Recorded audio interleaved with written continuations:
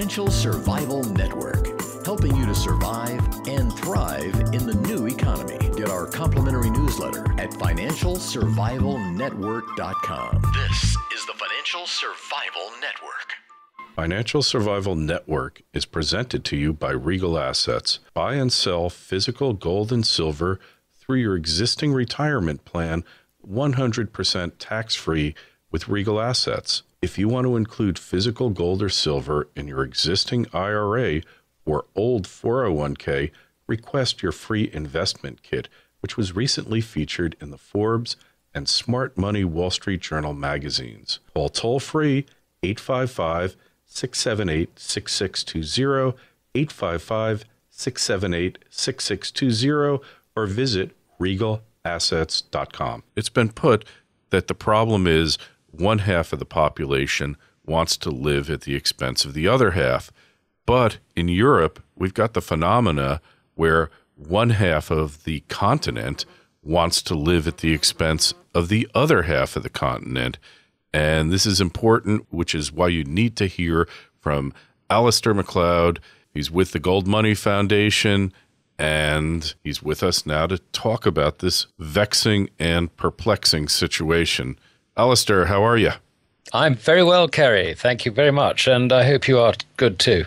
Yeah, we're hanging in. We're kind of just watching what happens in Europe and trying to figure out what effect that's going to have on all of us here. Well, don't worry. The squall will be going your way at some stage, I'm sure. Yeah, we've kind of accepted, well, some of us have accepted that fact. Others believe that, like you said, never underestimate the ability of the authorities to put off the inevitable. They've done pretty well putting it off so far. It's years already. Yes, that's right. And I think there's a certain amount of connivance in the markets because nobody actually wants to believe that this is finally happening. I think bear markets are always like that, aren't they? You know, we sort of travel in hope and hope that the worst never happens. But of course, when it does, then suddenly it's all really rather nasty. And I think that's probably where markets are with Europe at the moment, sort of praying it's not going to happen. Right. So and that's what the central banks do, right? They pretty well print and pray. Yes. And it's an interesting observation because the ECB has the problem that it can't actually print in the way which the Fed and the Bank of England can do. It hasn't quite got that freedom. And as a result, the cracks in the system can't be papered over. And I think, you know, if the ECB could print money, then we wouldn't see these countries falling over. I mean, they just chuck money at it. Yeah, they just paper over the problem like we do here in the States, right? And absolutely. And everybody's happy. Paper it with fiat money, yeah. But life should be so simple, right? Indeed. And you have to wonder, you know, yeah, they would love to do that. That's what they've been aiming at, getting that power. I think a lot of what's going on now has to do with that. And yet Germany hasn't gone along with it yet. And it doesn't, I don't know, it looks like gradually they're getting that power though, doesn't it? Yes. It's interesting because the ECB has finally got to the point where it can see that the politicians have no solution to this current problem. And it is charged with defending the euro. So the ECB has decided to try and ginger things up and try and get something moving. And that was the point, basically, behind Draghi's speech in London last week, which he followed up with a non-statement yesterday, which disappointed the markets, though I see that things have bounced a bit today. There's no doubt about it that the ECB is very frustrated in their current position. And I can imagine that when they talk with the other leaders of the central banks, you know, like Bernanke and King and so on, that there is big concern right at the top of the central banking community about what is actually happening on the political side in Europe and what can possibly be done about it by the central banks, by the ECB in this case. And it's There is no solution, I'm afraid. There really is no solution to it. Yeah, there's only three ways to get rid of the overhang of debt. And number one is to print and inflate it away. Number two is to default and pretty much negotiate it or bankrupt it away. And number three is debt forgiveness. And politically, number one is the most feasible, although it is also the most destructive. And probably from the standpoint of economic damage, probably forgiveness is the best, but it sticks in a lot of people's craws because it makes the people who played by the rules and the people who felt they were doing the right thing feel like idiots because, you know, they're basically, their debts aren't getting forgiven. And that's kind of the problem with it, right? Yes, what you say is undoubtedly true. But when it comes to debt forgiveness, you've got the problem that they still, I mean, if you look at Greece, Spain, and all the rest of them, they're still living way beyond their means. So just to forgive them the debt isn't sufficient to deal with the problem. I really think that the problem is considerably worse than just that. And my attention on this is turning increasingly towards the currency. And I don't know if any of your listeners have looked at the euro to dollar chart recently, but 120 does seem to be a pretty important psychological point. Yes. We've all been watching that. Yeah, absolutely. No question. And I think that if we go through that, you know, one can possibly see that there's not going to be a lot stopping it from going quite a way through it. And that gives me a thought, because if you really consider what a paper currency is, it is essentially a piece of paper which is completely worthless other than the issuer's promise that it does have value. Yeah. Now, the euro is different from other fiat currencies in this regard because it's not one government, one identifiable government through its central bank that we're talking about. We're talking about 17 separate governments, half of which are bust, and the rest of which don't want to stump up the money to rescue the other half.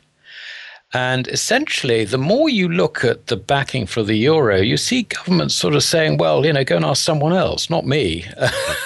Go ask your rich uncle, Germany. Yeah, exactly. And this is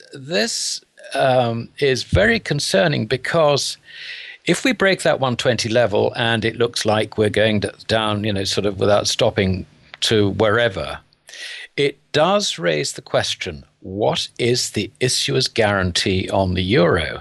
And the more people ask that, the greater the possibility that people who use it within the eurozone, the people for whom the euro is printed, might begin to question its use. And when that happens, you have a collapse in value. And I think this is becoming an increasing possibility as if you like, the likely outcome of all the problems we're facing. And if it happens, it's going to be a very major event. I mean, you know, it's not as if we can sort of just sit there and say, well, oh dear, what a pity, how tough on them. It's going to affect all of us. It really is. So this is something I think we need to monitor very, very carefully. And I think we need to go back to our textbooks and try and learn a bit about what these paper currencies really are. Yeah, Jim Sinclair once said that a dollar is an I owe you nothing, and a euro is a who owes you nothing, because nobody stands behind that currency. There's no country. You don't really know, like, there's nothing backing it. It's the purest fiat currency, in the respect there is a central bank that's at the whim of all the other central banks. It's kind of interesting when you really analyze what that's about. Jim Sinclair is being very perceptive, I think, in that comment. I would agree with it entirely. Yeah. So, which leads us, what's the next phase in the collapse, in the ongoing collapse? Because I think we're there now. The thing, as always, is look at the bond yields. today we've had a big bounce in the euro. We've had a fall off in the bond yields. I think I'm right in saying that the Spanish government debt, 10-year debt, is down now to, have a quick look, I think it's down to about 6.84, having been up well over 7% yesterday on Draghi's sort of do nothing speech. I think if we see that, if you see that going up again, which I expect it will, if not today. I mean, we've got bear closing and all sorts of funny things going on. And remember, these are all horribly manipulated markets. Wow. But I think if we do see the bond yield start rising, I think that's the clearest indicator that things are coming horribly unstuck quite rapidly. Yeah, I think you are correct in that assessment there. I mean, to my mind, Spain's insolvency is fact. Really, what we're talking about is not questioning facts. What we're talking about is recognition in the markets, and that's why you've got to look at how the market progresses in recognizing these facts, which we already know. Yeah, well, it's kind of obvious what's going to happen here, but like you say, they're in the process of denying it.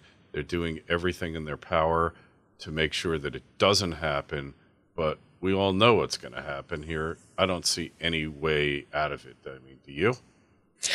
No, I don't think there is any way out of it. And, I mentioned the creditors just now. I mean, broadly, that's Germany, Finland, Holland, Luxembourg, and possibly Austria. And the biggest by far, obviously, Germany.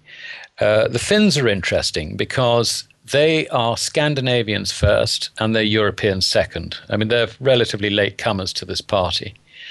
And if they look at their fellow Scandinavians, you have Norway, who's not even a member of the European Union. You have Denmark and Sweden, both of which have retained their own currencies. The one country that has joined the Eurozone in Scandinavia is Finland, and her experience is turning out to be less and less happy. And I can see the political pressures building. I mean, already, whenever Greece wants another bailout or anyone wants a bailout, and if, Finland turns around and says, okay, well, we will go along with our share of the EFSF, but only on condition you give us extra collateral. Yeah. And, so they're not playing the game in the way which those with a greater commitment to the Eurozone are playing it. And this makes me think that if anyone's going to leave this in disgust or before it gets too much worse, it's probably going to be Finland.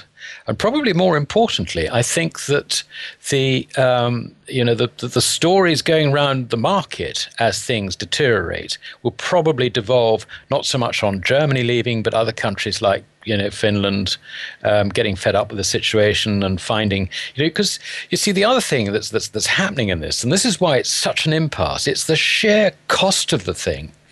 In terms of Germany, I was talking to Philip Bagus the other day, who is a German economist, German-based economist, based in Madrid. So, he's in the thick of it, and he was saying that he reckons that the cost to Germany is so far, and from what they can see, including Target 2 imbalances, is 4 times Germany's tax revenues.